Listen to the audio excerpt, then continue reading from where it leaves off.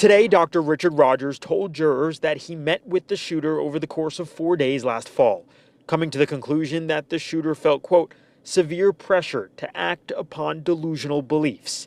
Rogers contending those included, quote, persecutory and nihilistic delusions that Jews are responsible for invaders entering the United States and destroying white persons.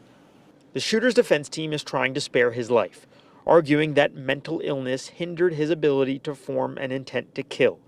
In this part of the penalty phase, the prosecution needs to prove the shooter's intent, as well as one of 4 aggravating factors. Rogers told jurors that the shooter started considering an attack in April of 2018, and that on the day of the shooting, he drove by the Tree of Life synagogue building, saw people inside, then drove by a Jewish community center, which was a potential target B.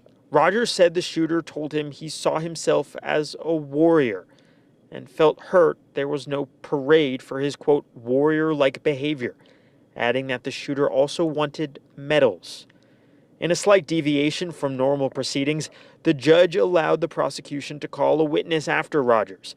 A corrections officer at Butler County Prison testified that the shooter keeps his cell neat and orderly and is not prescribed any medication.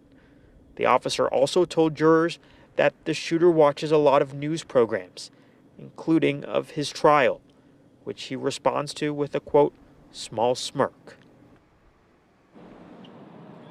During his testimony, Dr. Rogers added that Bowers never displayed hallucinations. Now, that's a statement that directly contradicts testimony from another defense expert witness who testified yesterday. Rogers could be recalled and is expected to be back on the stand tomorrow. Testimony resumes around 9:30 tomorrow morning.